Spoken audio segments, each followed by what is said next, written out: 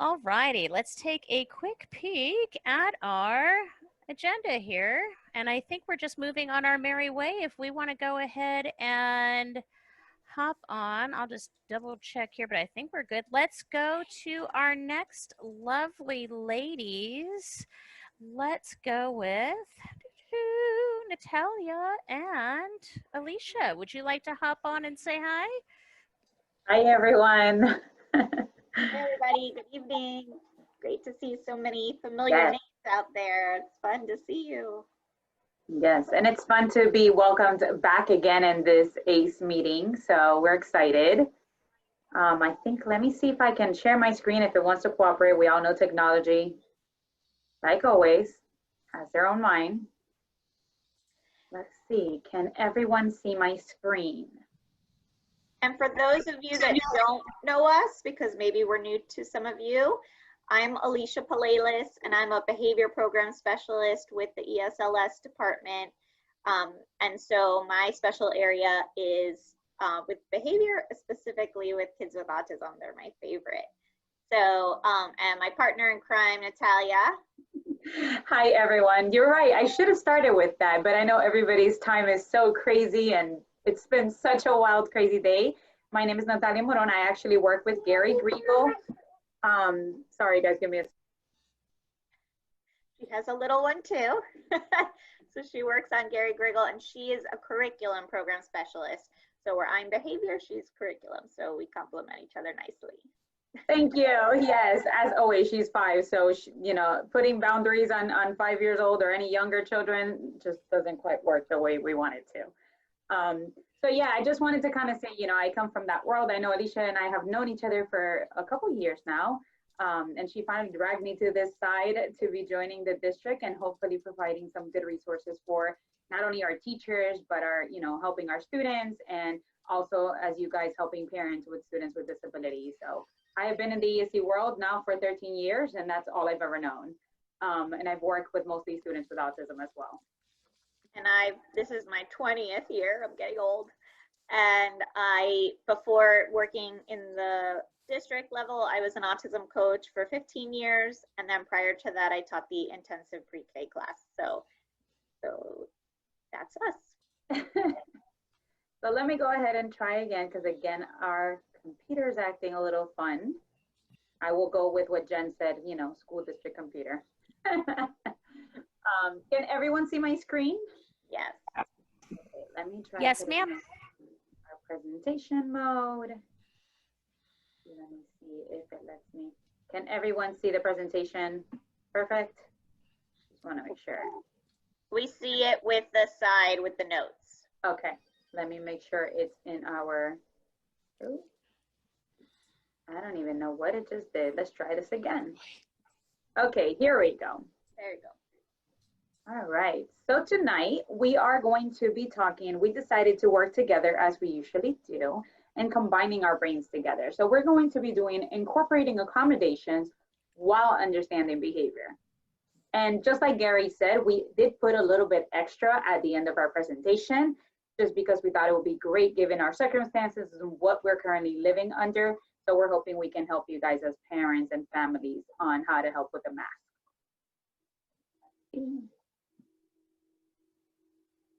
There we go. So for some of you guys, you might have seen me before in the presentation for ACE in August. So I did just want to give you guys a quick reminder about some tips for a successful home learning environment.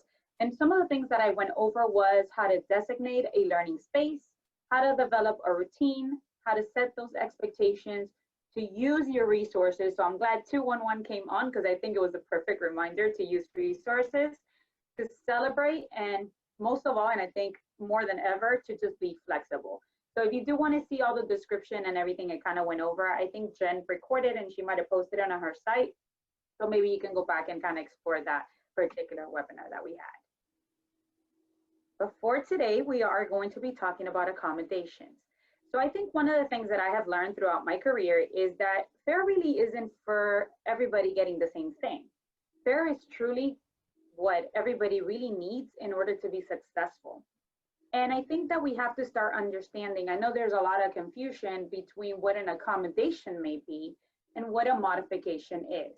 So let's go ahead and dive into the definition a little bit. So an accommodation changes how the student learns that material, while a modification is going to change what a student is taught or is expected to learn.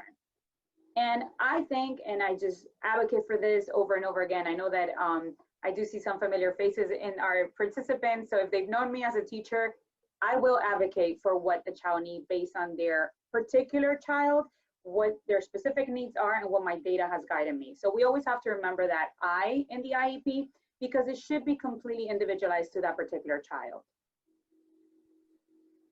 So just thinking of accommodations in general, if we look at the picture all the way to the right, it says accessible design means that the current and future viewers will have access without any extra work. That means basically we get what we get, right?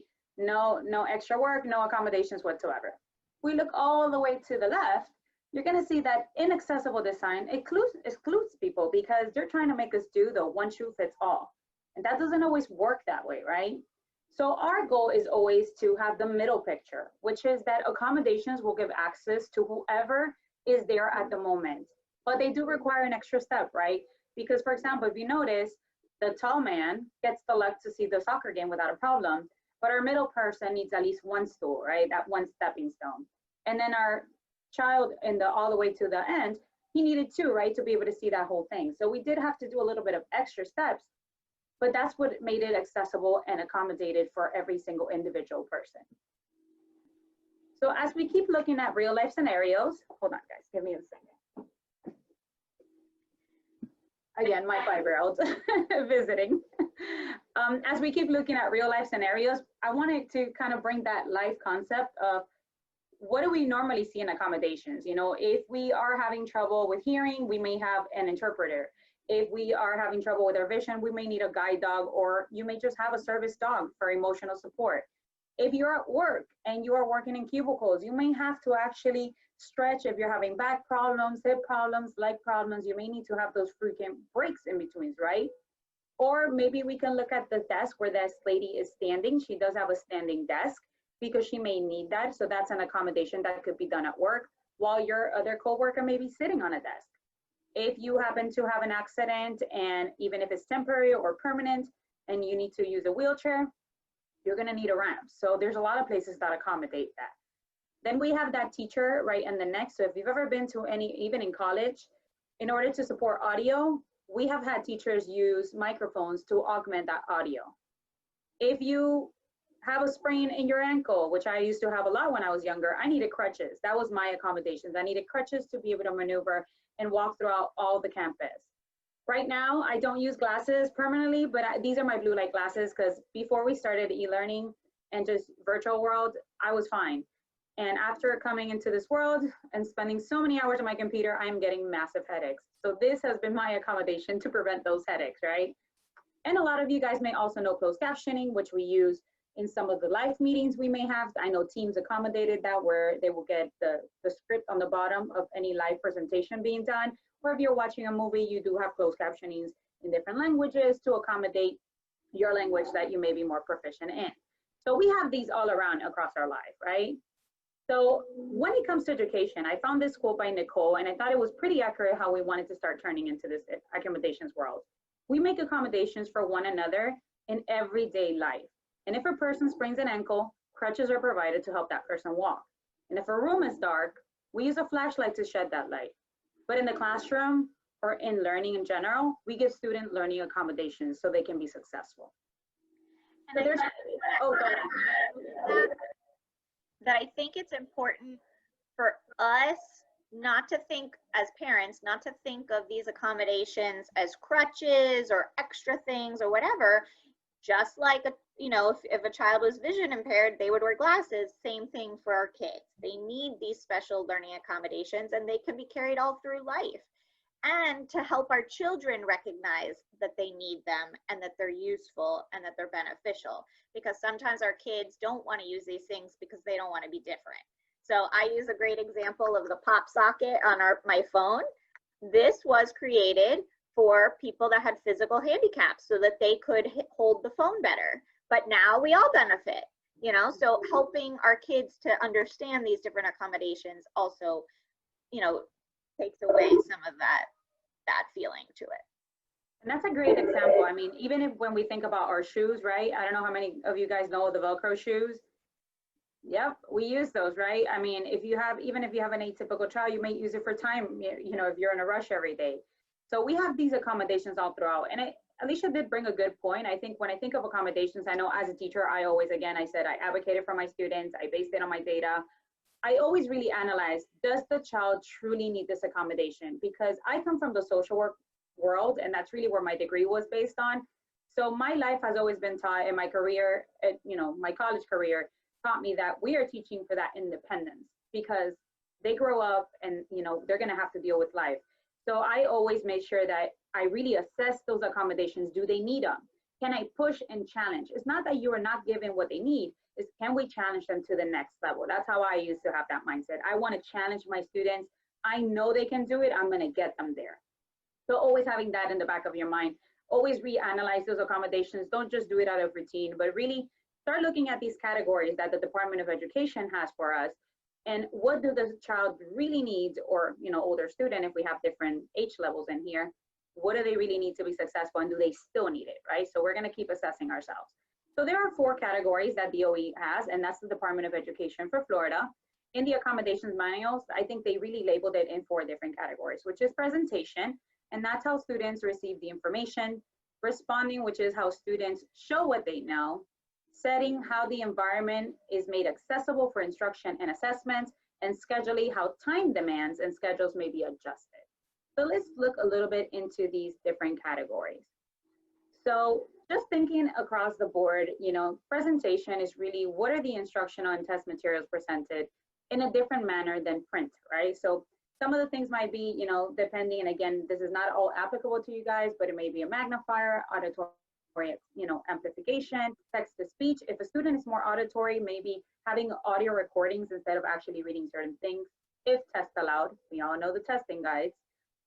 Maybe share notes or share files, especially with this, you know, e-learning. I think that has been something that we now have more access to, is sharing our presentations as educators and, you know, requesting that side, getting notes or outlines given prior to the lessons. And one thing that Alicia really brought to my attention today is even color paper or color filters. And Alicia, I don't know if you want to talk a little bit about that, since you kind of brought that idea in. Well, for some of our kids with autism, they have visual processing difficulties. And so sometimes just printing out a worksheet or whatnot on a different color paper helps them to read it better or see it better.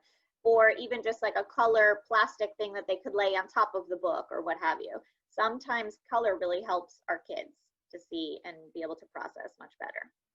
And that same concept of color, I would think even with my highlighters. I used to do that a lot with my students. When I wanted certain things to stand out, I would use different color highlighted. So again, it's based on presentation. And one thing that I really learned with my students, and again, I come from the special program, you know, autism cluster world, is that we want to minimize distractions. So how I set up my presentation when I'm getting lessons done was a big deal. You know, how many items do I present at a time? If I have 30 assignments in front of my student, that may just throw them in a whole different world of behavior, right? So again, presenting one item at a time. If a story was really long, maybe I would mask it. So I would use like a blank paper, you know, and make sure that they would only read a paragraph at a time. And depending on their level, it might just be a sentence at a time. And as crazy as it sounds, I even used to do 1 word at a time. So again, you have to really understand how that in that IEP, that child specifically, what their needs are when it comes to presentation. Then scheduling comes in. And I think this is one of the main ones that we mostly use, because it is gonna, you know, when Alicia and I were presenting and preparing for this meeting, I really said, you know, accommodations and behavior are so hand in hand, because if you give the right accommodations, it could be the prevention of, you know, a behavior to come. So again, trying to understand that. So when it comes to scheduling, I thought about, you know, extra time. Some students do need that extra time of processing, whether it's for writing or to use their assistive technology, or just to process the information that they're listening to or reading. They may need that extra time. Other students might need frequent breaks, so it could assist them, you know, when they're having difficulty concentrating, or if they're getting frustrated or overwhelmed. Again, so if they did not get that presentation accommodation, you know, giving that break to just break things down might really make the world of a difference. The time of day, again, using data to analyze, does the student, needing more breaks? If the assignment is too long, is that what is, causing the child to have more difficulty? Which kind of ties into the schedule changes, because some students do work better at different times of the day. And identifying when is it that that child concentrates better. It could be that there's some medications in the background, that the child may be taking for different needs, and it may impact his attention earlier in the day. Or, maybe throughout the day, the mood might change. So again, analyzing that energy level. Responding accommodations, I know we use that a lot for testing, but I also used it in my classroom all the time. And response accommodations are going to benefit those students who have difficulty with memory, sequencing, directionality, alignment, and even organization. So it is an accommodation that many students with a physical disability will struggle.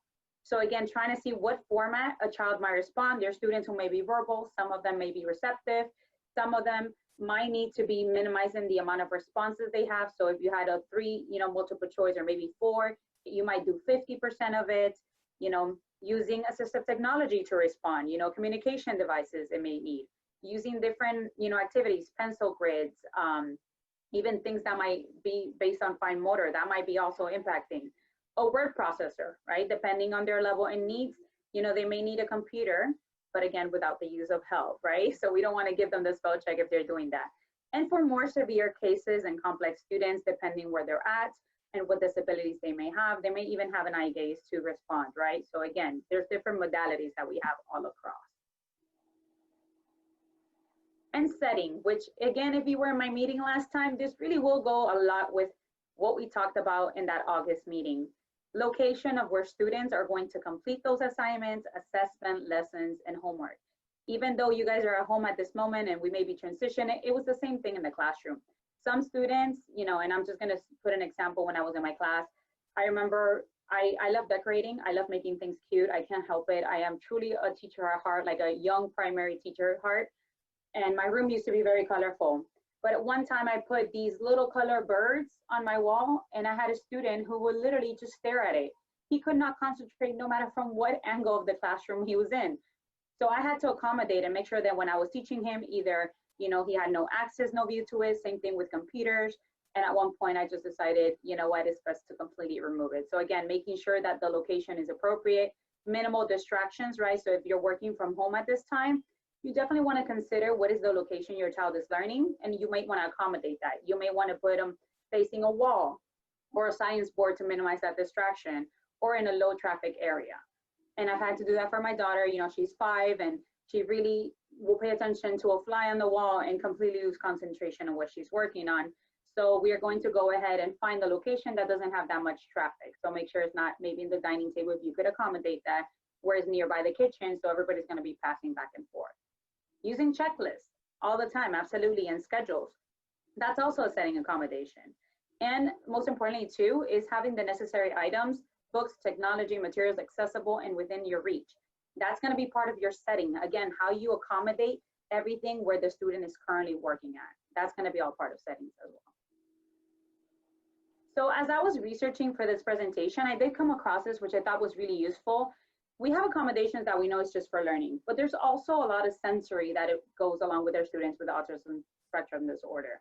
So I wanted to show you guys some tips that I found online from, and I did put it on the side, The Art of Education, and it's accommodations for too much visual stimulation. So again, just keeping that in mind, maybe dimming the lights, again, setting up that folder or science board to provide almost like a study carrel, task lighting to reduce the visual impact. I know in some of the classes, I forgot the actual name, the white lights that we always have, we used to put those filters on, right, to help that as well. Accommodations for too much auditory. So maybe having not just regular headphones or pods, but actually noise canceling headphones. Some students, I did have a student who used to work with music, and he needed that. He needed to have classical music to actually work. So he had an iPod. I know, back in those days, the iPod. And a designated workspace. So I would have a study carrel when that child came in, because they really needed that minimizing and that wooden board all the way to the top to help distract that and keep the noise level too. Accommodations for visual tracking. So again, some students benefit, even though we're all about technology. I don't know about you guys, but I actually still like printing things, being able to highlight, write notes across and maneuver. So not everybody is made for just staring at the screen, obviously, as I can show you with my glasses. And just personal handheld whiteboards, you know, instead of if they're doing it on the board. I used to have my students, when I would do different boards, some students don't do well actually standing up. They may need either a slanted board to write.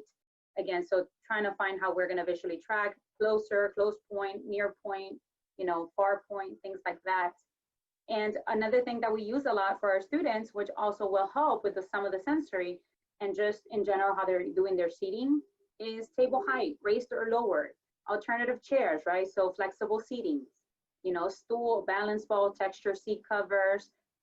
We used to have the little, you know, cushions that we put that were textured. So again, trying to get different things. Seating at the front or the back in the classroom when we're back in brick and mortar.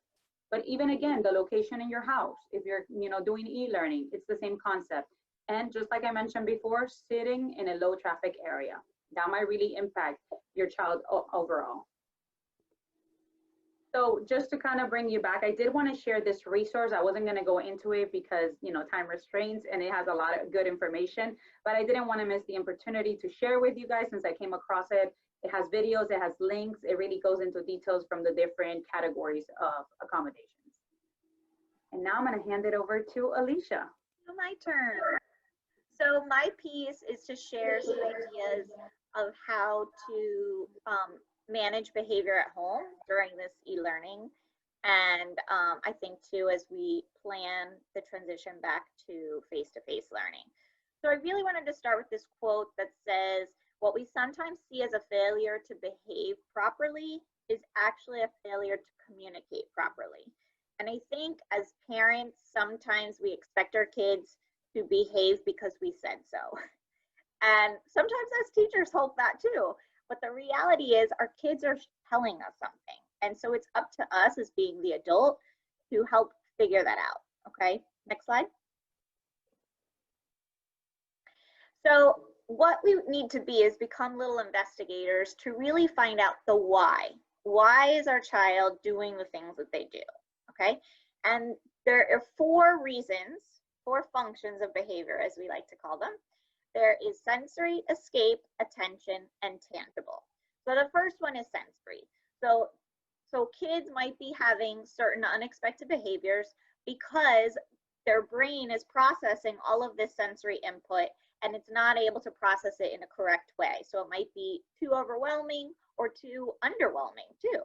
So we really have to analyze, is it a sensory reason? And the way we figure this out too is through trial and error, okay? So it's not a perfect science, you just have to keep trying things and say, nope, it's not that, or yep, that worked. The next one is escape. So I think all of us have some escape behavior sometimes here and there, depending on what the context is or activity. And so that's pretty obvious that kids have behaviors because they don't want to do what it is they need to do. And so they escape, they leave the area or what have you.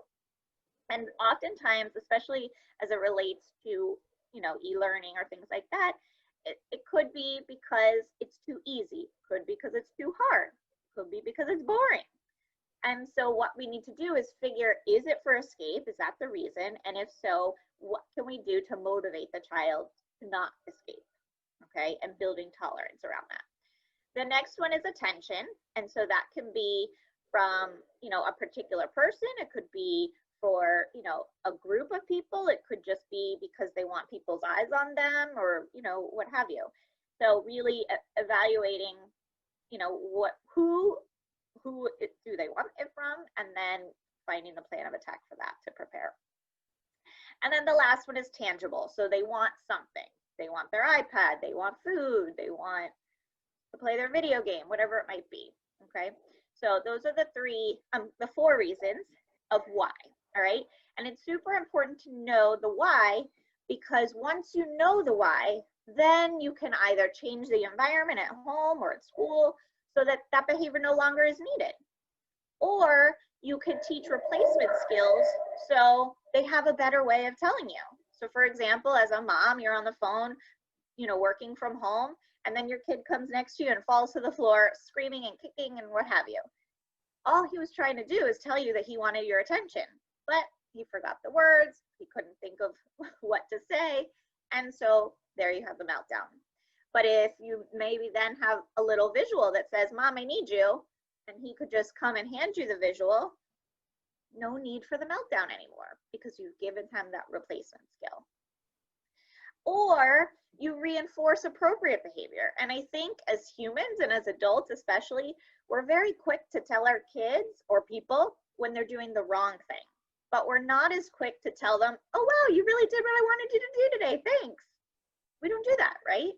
So I always try to tell the staff that I work with and myself with my own children, I really try to accentuate the positive. I really highlight when they are doing what I thought I wanted them to do in the first place.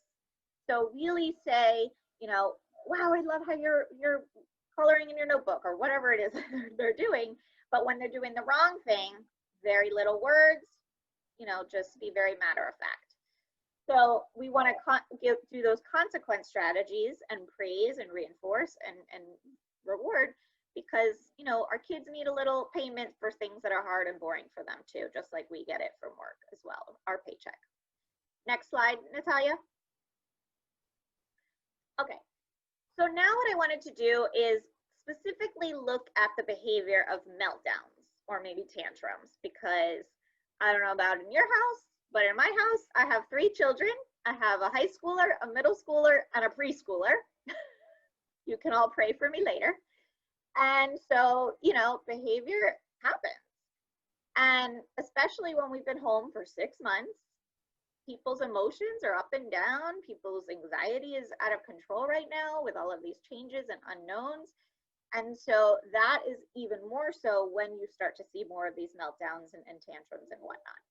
And so I just wanted to go through 2 different ways of going through the functions of the behavior for the same behavior of meltdown, okay? So the first example is you bring your child to Publix. Every time you arrive at Publix, he has a huge meltdown. So now I want you to think of, okay, it's the behavior is meltdown, and there's a little guy having a little meltdown there, screaming his face off at us. But let's now look at and think, maybe it's for sensory, okay? When you enter Publix, you have all those, the sights that are very stimulating, the lights, all the food everywhere. Then you have the smells. You have the seafood department, the bakery department, the deli, everything, okay? Maybe it's those doors opening and shutting. Maybe it's the aisles that your kids are like, oh, I just need to run down those aisles or what have you. So you start to identify what are all the things that could be affecting my child. Once you've identified those, then you think of ways to problem solve those. Okay, so if it's the lights, maybe he could wear some cool sunglasses and you give him a choice of which sunglasses is he gonna wear. Maybe it's the sound, so maybe you're gonna give him headphones or music to put in, okay? Also with, if it's vision and stuff, you could maybe give him a little phone or iPad or something to use so he's looking down and not up and looking at all of the stuff going on, getting all that input. So what you do is you trial and error. You see, did those sunglasses help? Did the headphones help? If they don't, then maybe it wasn't a sensory reason, okay? So then you go to the next thing, all right? Also with sensory, the idea with behavior is you don't just accept, oh, well, he won't go to Publix, so we're never going to Publix again. That's not gonna help him in the end. That's not gonna help him in the long run. So what you wanna do then, if it's sensory, is you want to desensitize him to the sensory input, okay? So you prepare and you plan. And so you're not going to plan your hour-long shopping trip to Publix when your child is going to be melting down. You plan, all we're going to do is get to the front door, hooray, you did it, and leave. The next time, he needs to step inside, and you tell him this so he knows what to expect. Maybe use visuals, maybe use a social story. So there is nothing unexpected for him, okay? And then you slowly build that endurance when it comes to sensory. Then I want you to think of that meltdown for tangible. He wants something. He wants the Doritos on aisle 12. So you know this.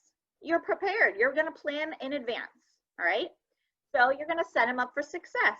You're going to make a social story of why do we go to Publix? These are the items that I need. Maybe you have like a whole list, a shopping list, where he can check it off as you find the items. You give him something to do, okay? So it's purposeful for him.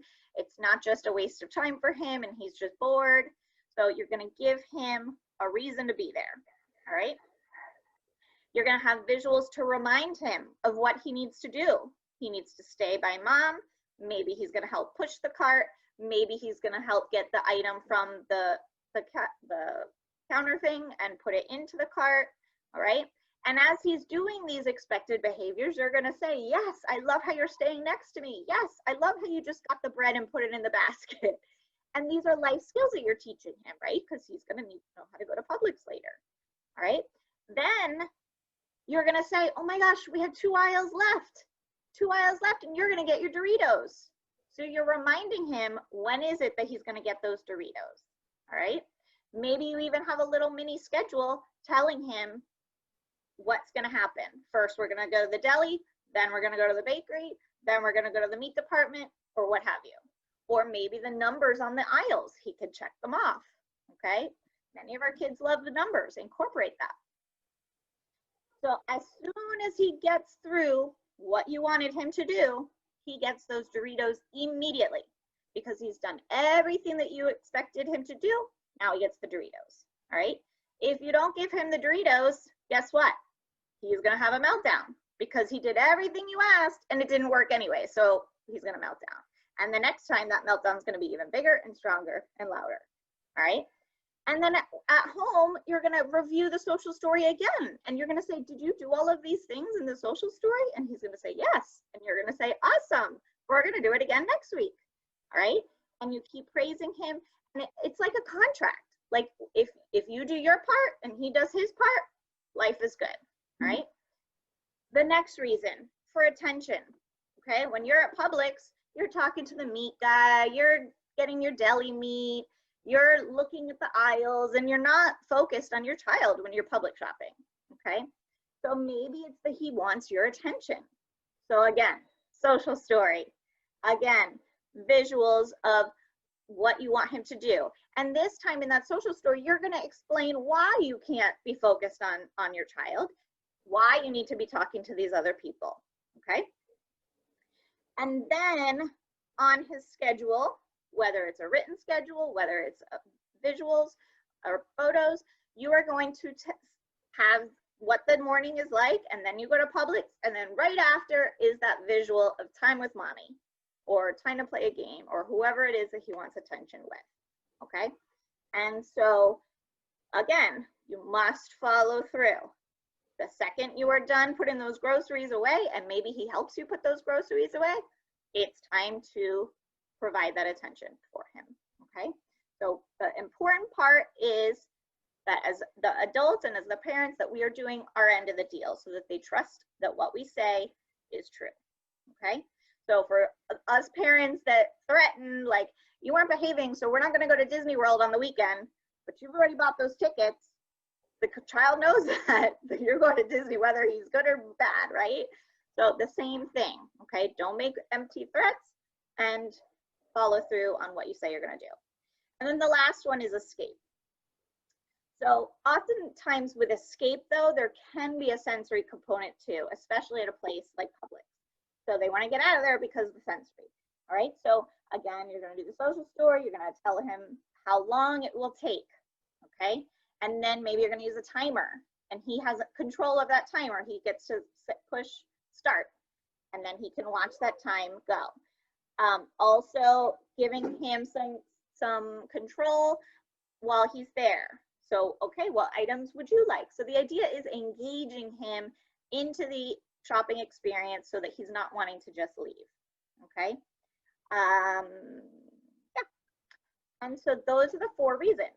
So again, if he wanted, if the function of his behavior for the meltdown of Publix was sensory, but you thought it was chips, and so you gave in and gave him chips, that he's still going to melt down because you didn't deal with the reason that the sensory input was too much for him, okay?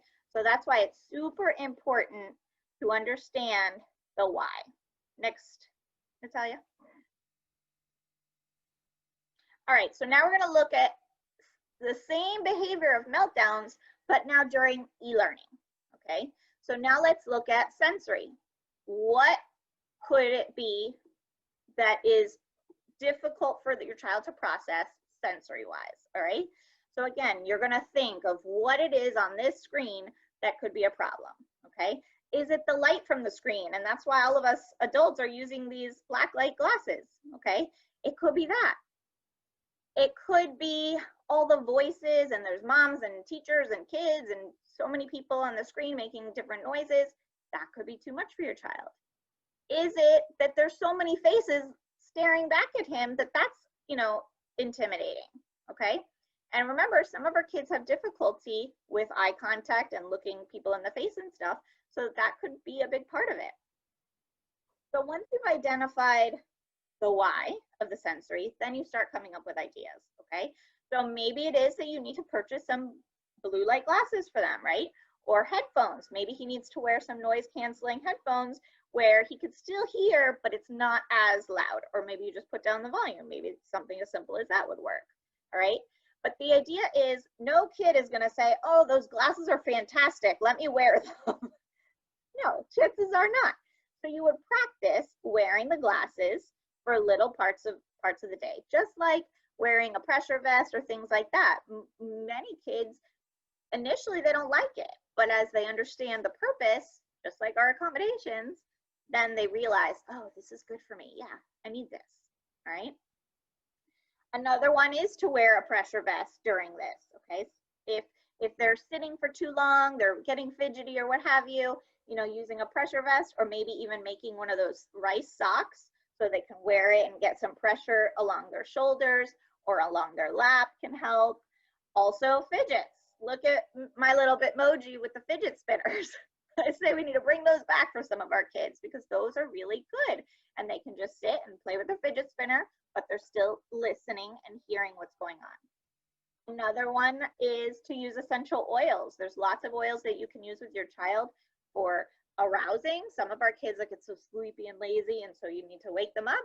Or if they're too fidgety and too alert and whatnot, too hyper, then to help calm them down too. Also, remember to use your visuals to remind them of their coping strategies. So what do they do when they're frustrated? What do they do when they're bored? What do they do when they're feeling upset? All right. Also, in putting frequent movement breaks. Okay, so maybe right before they're going to have their 30-minute e-learning session, they need to do some jumping jacks. They need to use a ball chair to sit there. They need to do some dancing or movement or what have you. And everybody has their thing. So it's just finding the thing for your child. And the idea too is that we need to work towards desensitizing him towards this sensory input. Okay, start with short times and extend it. Next one. The next one is for tangible, okay? So you're trying to get your child to get on the computer, but he wants a snack. He wants to watch his TV. He wants to play on his iPad, all right? So we need to first and foremost set the expectations, use visuals to do that, create those daily routines. And I had one parent that shared with us, it was a great tip, is she uses her Alexa. And then Alexa says, Johnny, it's time for your work with Miss So-and-so. So it's not even the parent that's telling their child to do their work, it's Alexa. Or Alexa could say, check your schedule, and just like a teacher would. Also using visual schedules or first then boards to help kids. And the idea is to identify when will they be able to get to do what they want, okay? If you just say no, then they're gonna fight you, and that's when you're gonna have the meltdown. But if you say you need to do this and this, and then you're gonna get it, then they're much more likely to participate and comply. Also, providing a choice board of possible items, okay? Because the worst thing you can do is that you say, okay, what are you gonna work for? And he says painting, but painting isn't an option. You don't have paint at home. Then you have to tell him no, and then there's another meltdown. So giving him a choice board, if he can read, you can write it out, or using little photographs or whatnot, so that these are your options, make a choice. Also, the very important thing, if the function is for tangible, is you cannot give them access to whatever it is that they want until they comply with what it is that you need them to do, okay? So if it's that they really love to play their iPad, they don't get their iPad in the morning then. They don't get their iPad before it's work time. Because if not, then they're gonna say, I'm gonna get it later. And then you don't have that power over it. All right, another is, of course, my favorite, social stories, to really teach him the expected behaviors of e-learning, and in that you can put what it is he's going to earn and when he's going to earn it, and also meet him where he's at. If your child is completely refusing to participate in e-learning, then you're not going to expect him to sit at the computer for 30 minutes and comply. He's never going to do it. So you start and you say, listen, I want 2 minutes. 2 minutes you're on the computer, then you get what you want. The next day or week or however long it takes. I'm still alive. And the reason why I clean the toilet is I was making sure maybe they can get poop in there, so you know.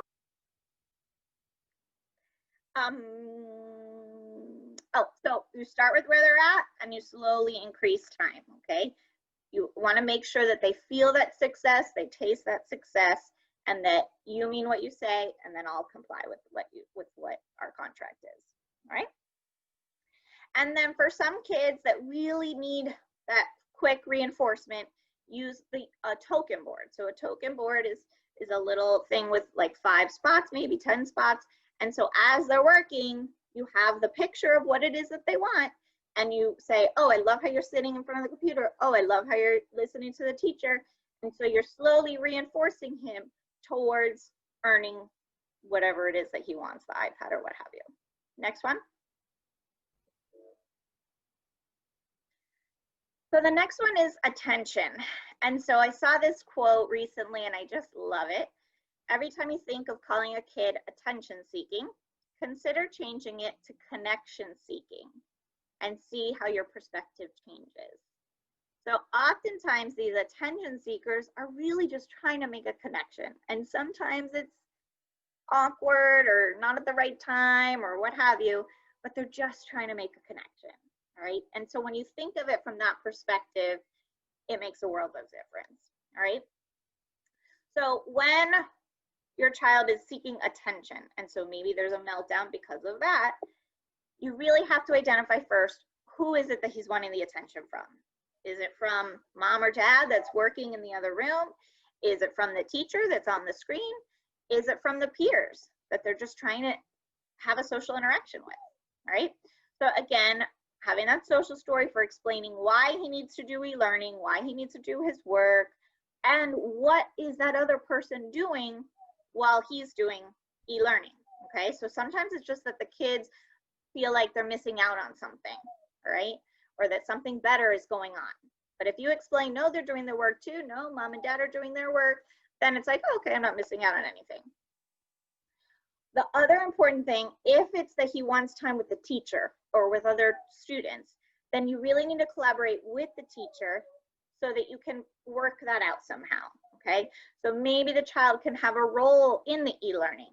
Maybe he could see who are the participants for that day. Maybe he could be the greeter. And as people arrive into the team's meeting, he can welcome them. Or at the end of the session, maybe he could tell a joke, something that's maybe previously okayed by the teacher or what have you. But the idea is making him feel a part of that, all right? The other thing we could do is we could schedule time for the social interaction, all right? And so it's not in the middle of the lesson, that's not the appropriate time, but maybe the last 5 minutes, if you have it worked out with the teacher, that they could have some sort of interaction.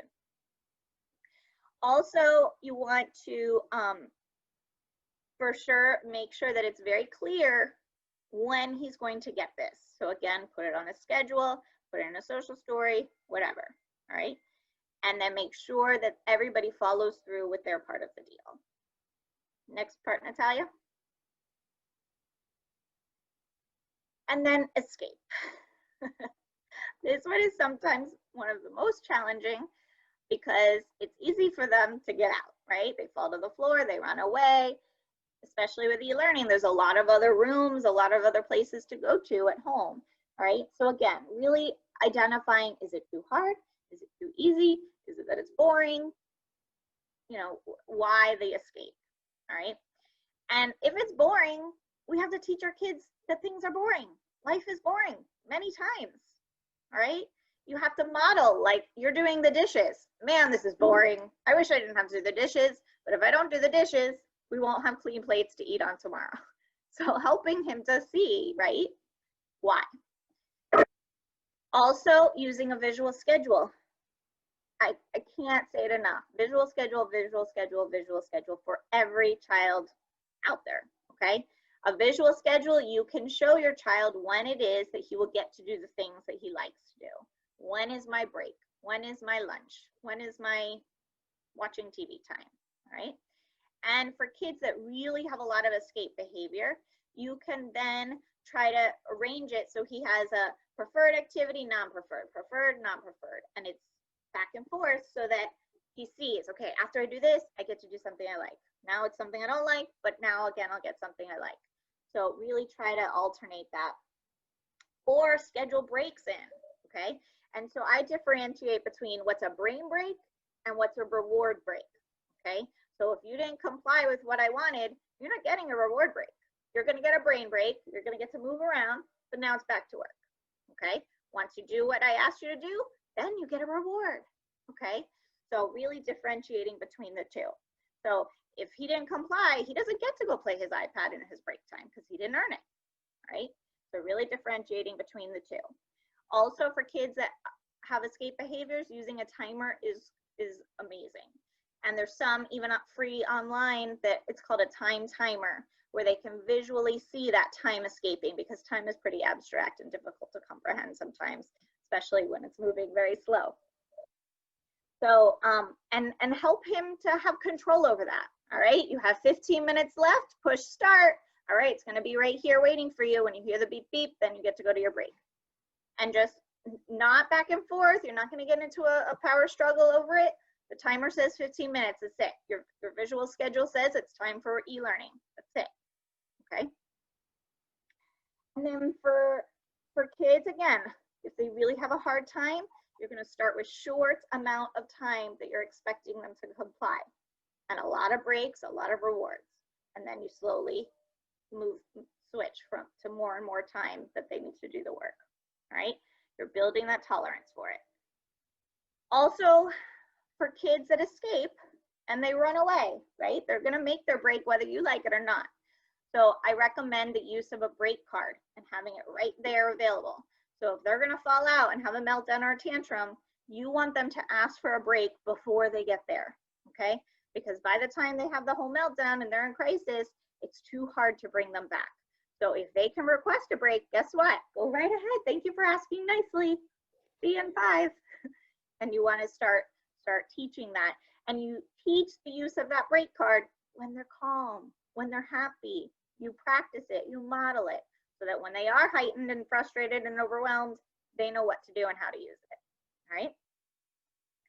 And then also, again, you really have to think of why. Why?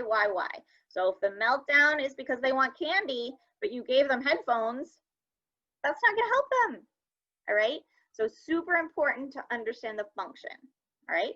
And I know it's not easy, and we're human, and especially as parents, I used to call my behavior program specialist when my child had behaviors when he was 3 years old, my first child, and she would laugh at me. But I was like, no, it's your own child, everything goes out the window. But I kept to it, kept practicing. Child number 3, we're good. So keep practicing. Take those mom emotions, those dad emotions, take that away. Sometimes we need to even step away from the situation and us to cool down before we can think clearly and really help our child.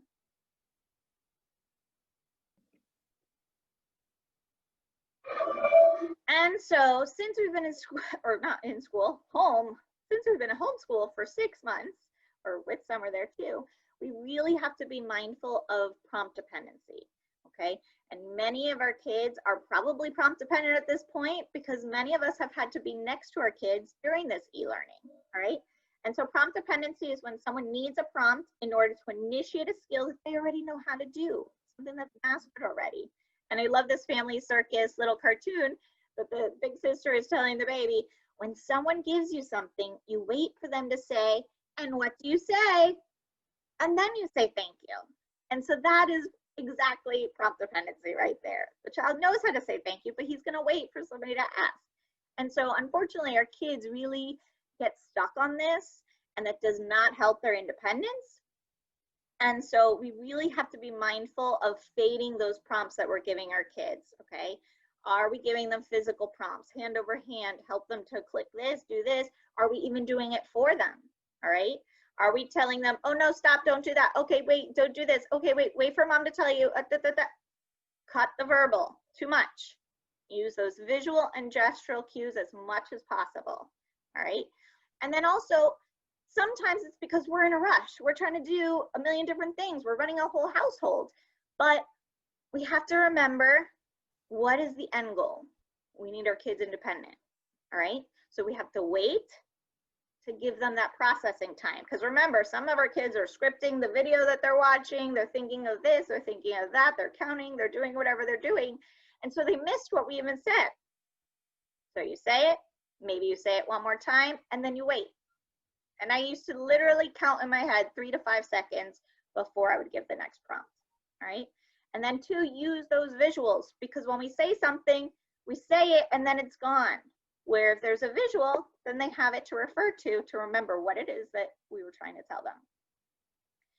And so as we're preparing to go back to face-to-face for some of us, or in January when the rest of us go back face-to-face, or whatever it is that time is gonna be, you know, I really want you as parents to be thinking, I need to start fading back, all right?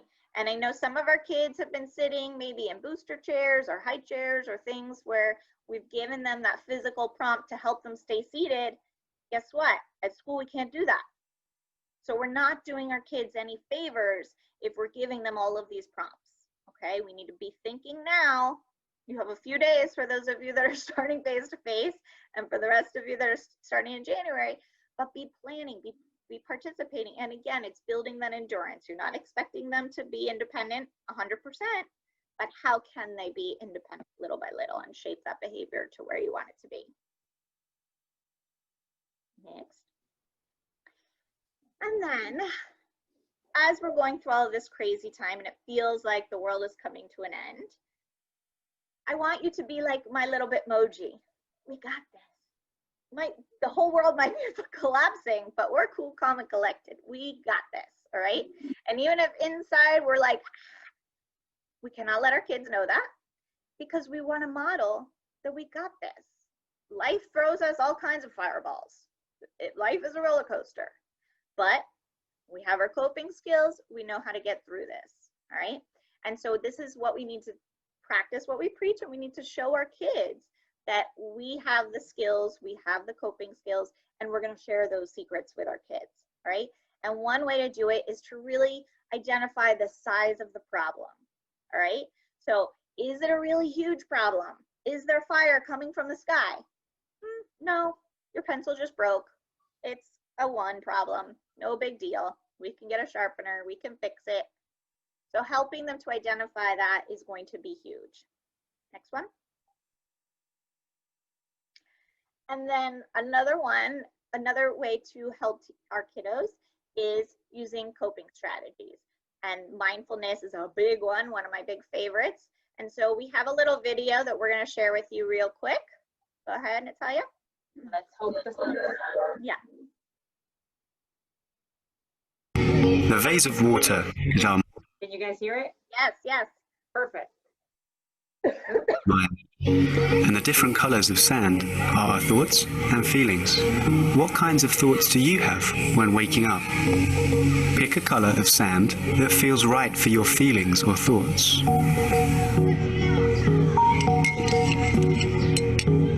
This is how our minds are when we are in a hurry, stressed, angry, or upset. Can you see things clearly in this state? Let's breathe with the bell and observe all the sand as it slowly settles to the bottom of the jar. I want you all breathing deep right now.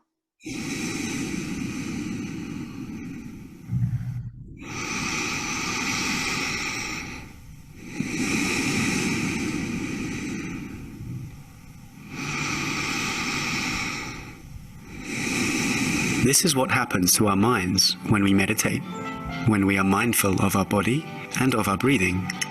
What is the water like now?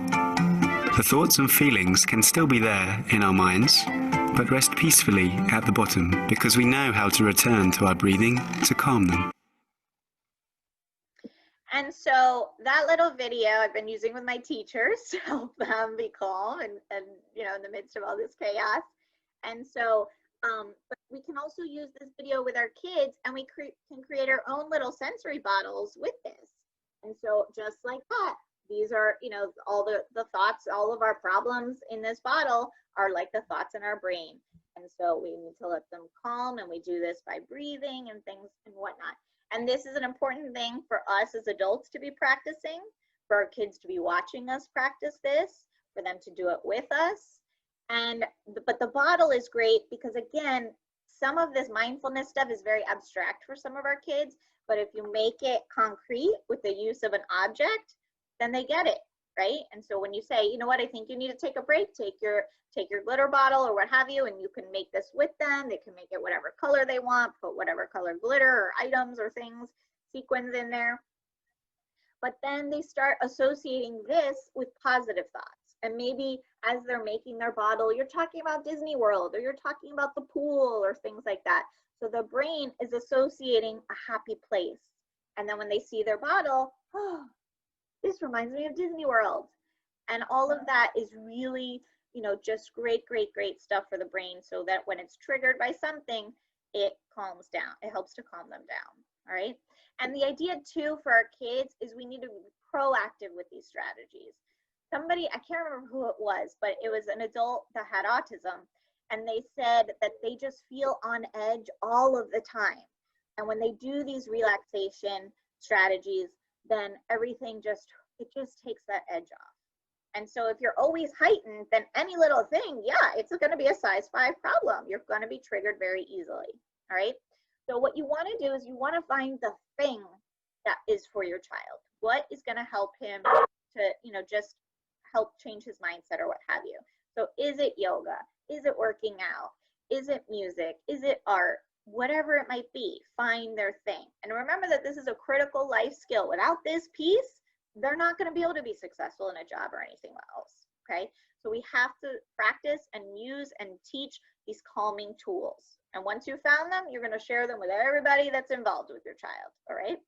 And this is super important and crucial to maintaining that emotional balance, to decrease stress and anxiety. So all of this is for us as adults as well as for our kids.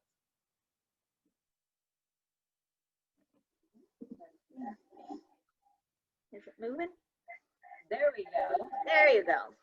All right. All right. So we're combining the same concept. We're combining those accommodations and all the things we talked about and behavior, because if we really start thinking about everything we just talked about, they kind of go hand in hand. So our biggest behavior that we're targeting right now, because it's part of our CDC guidelines and everything, is our facial mask, right? Or wearing those masks. So, and so if unless it's for a health reason, yeah, like the doctor's like, no, they can't wear the mask, then we should be trying. We should be practicing, right? So some reasons why students won't wear masks, sensory, could be definitely be a big sensory component.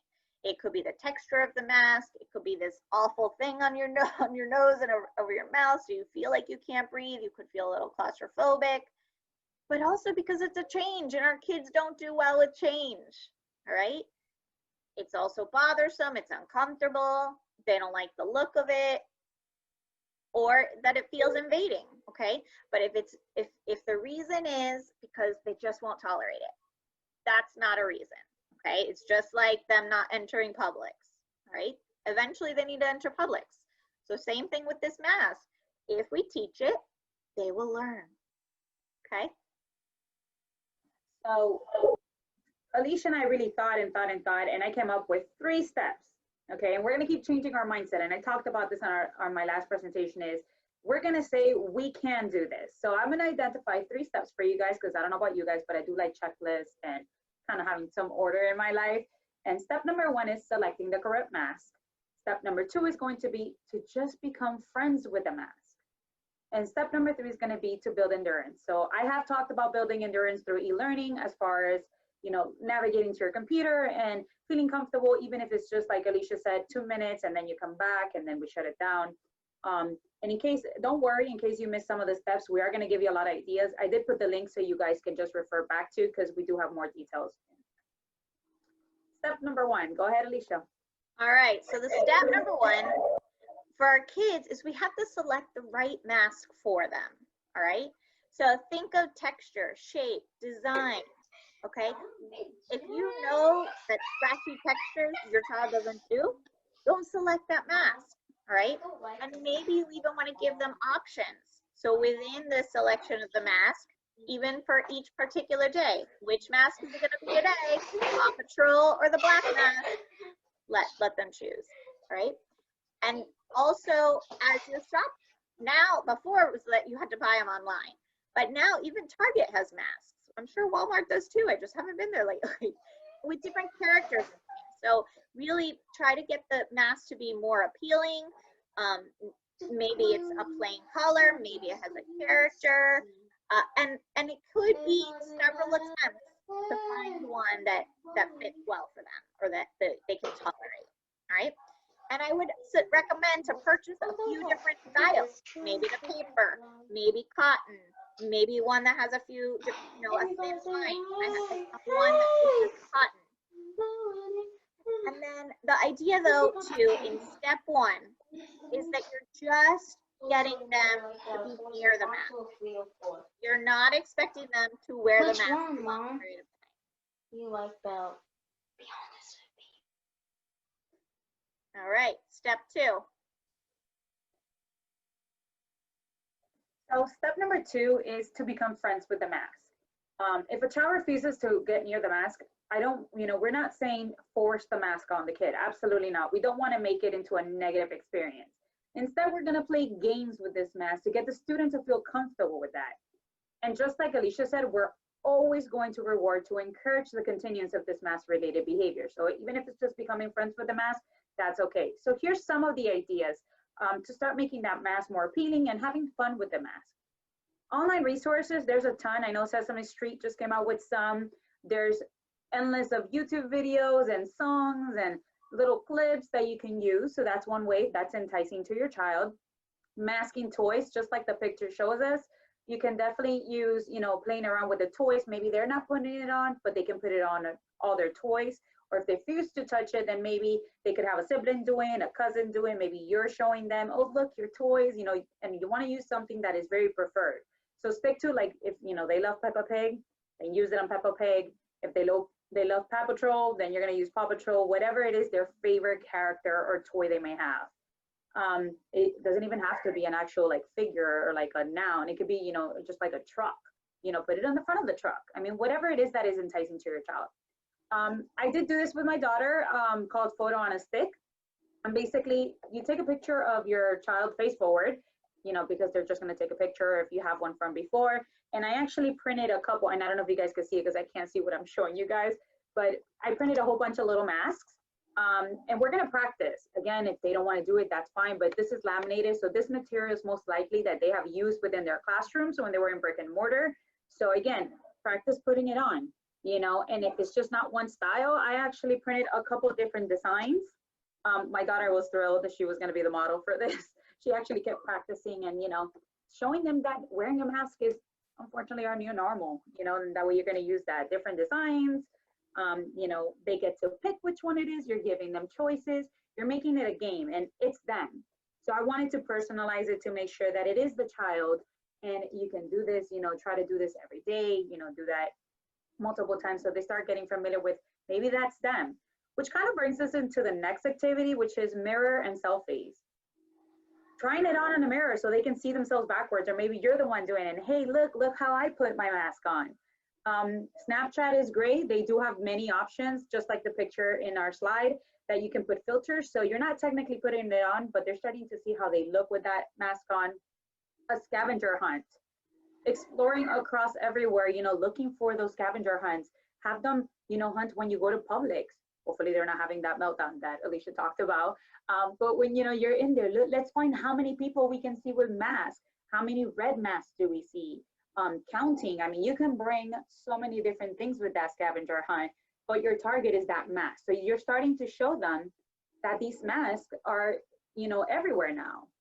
And one of the reasons why we're trying to make them become friends with these masks is because, let's be honest, we used to see mask wear in hospitals, right? Or when we went to the doctor, or when they got pinched, you know, so they may have some negative past experience that really makes this really uncomfortable if it's not that sensory and those other issues they were finding before that we discussed. A social story, just like Alicia said, use those visuals, those social stories to kind of tell them that it's okay, that, you know, that we could wear them, you know, not to be scared, that they could wear it in different places.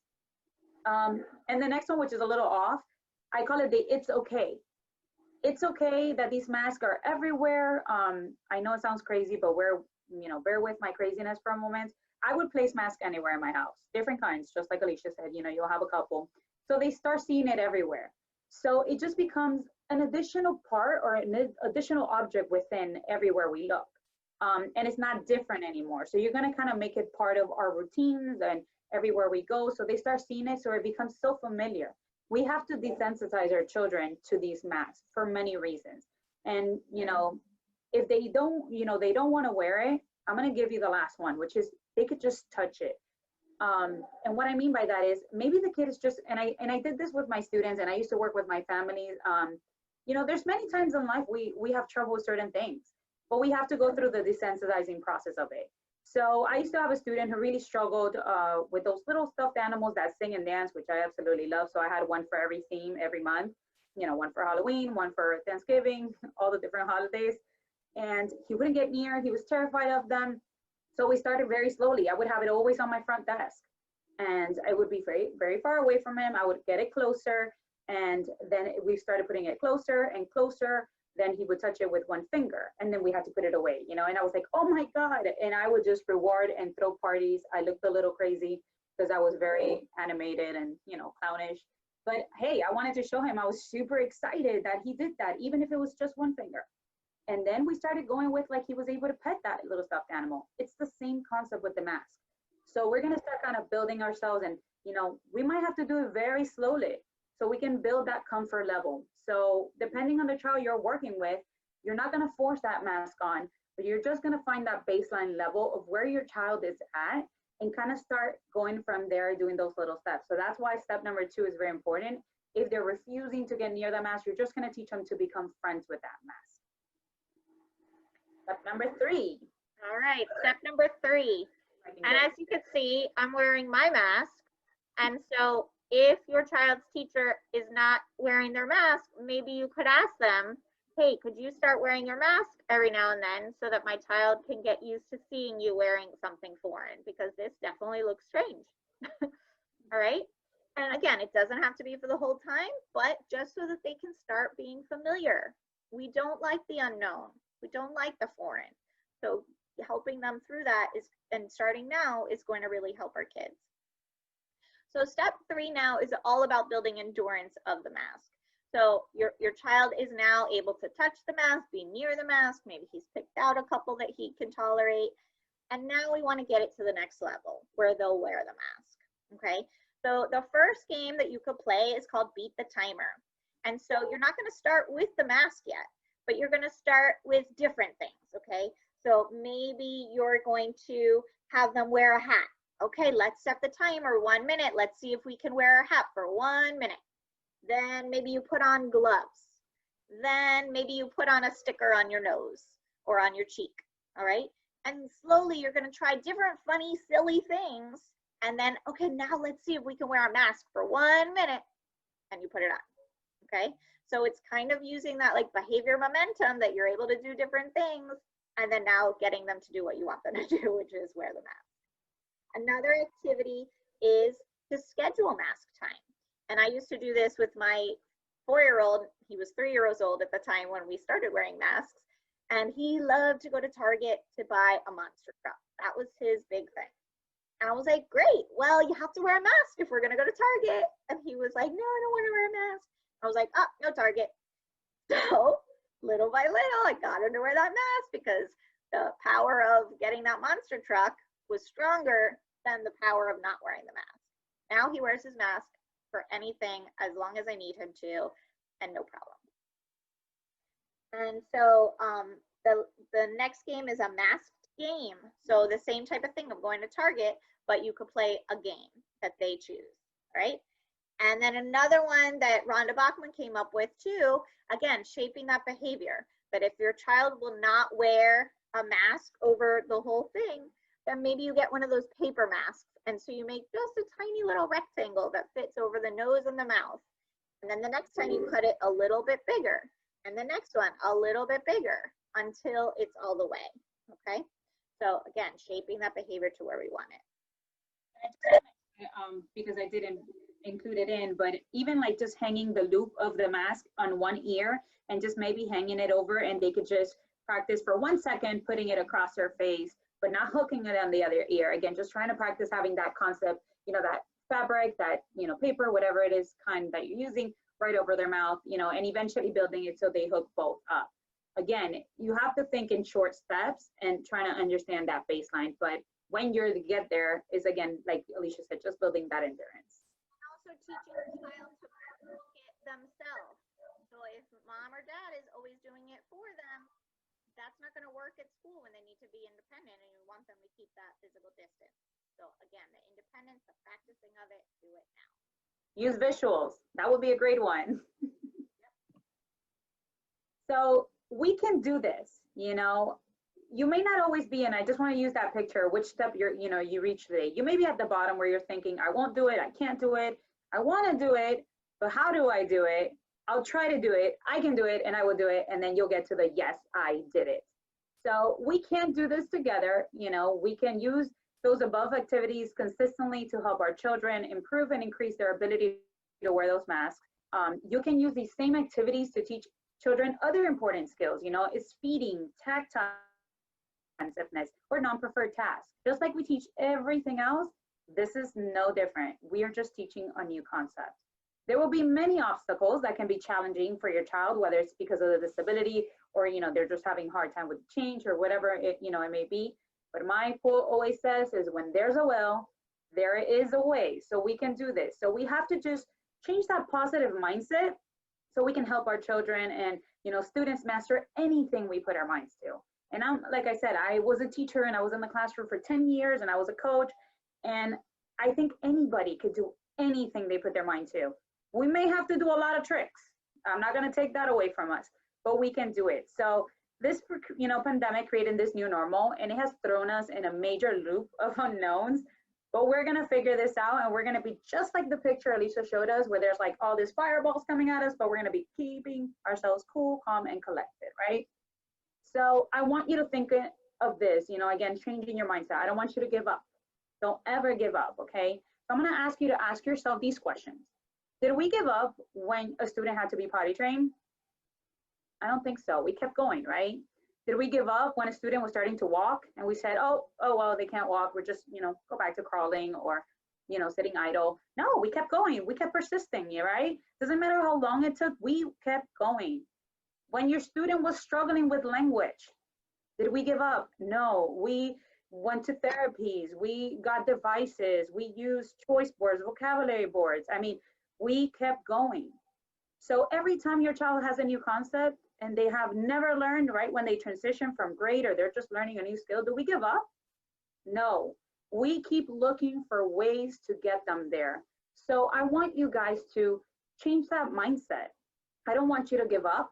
You know, again, we're not saying if you need a doctor, no, if it's a medical reason where the child just cannot, you know, not to do that. But we are thinking that if we change our mindset, we can maybe get them there. You know, we can very slowly meet them at where they're at, you know, build that baseline level to see where, you know, what they could resist. And you may still need accommodations, right? And mold some, you know, shape some behaviors and do some of those things that Alicia talked about. But we're going to teach them that it's okay to wear those masks. So Alicia and I wanted to share some things with you. In lieu of everything that we're giving you, we do wanted to share with you guys some social stories, because we did talk a lot about those, and visuals because they're so useful. So we do have COVID visual supports. We do have social story about wearing masks in general, both in English and Spanish, because we did want to help our Spanish speaking families. And Alicia, if you want to touch a little bit on your social story as well. Then I also created one to help our kids prepare for school is going to be very different. All right. All these people are going to be looking different. Things like the playground or cafeteria, they may not be using that how they used to. And so really just helping our kids be prepared and be ready for what is to come, because what they are going to expect is going to be very different. So hopefully this is going to be useful to you guys. I mean, we're going to ship it to Jen so she can do the distributing process for us. I can do that. And we just want to thank you so much for your time and attention. We do appreciate it. I know there's so much going on. So we do appreciate you being here and just listening to us go on for quite a while.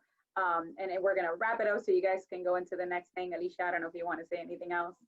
Nope, we just want to thank you for being awesome parents, and we appreciate all that you do. We know this is not easy, and we love your kids, and we're so happy to be here to help you and supporting them in their journey.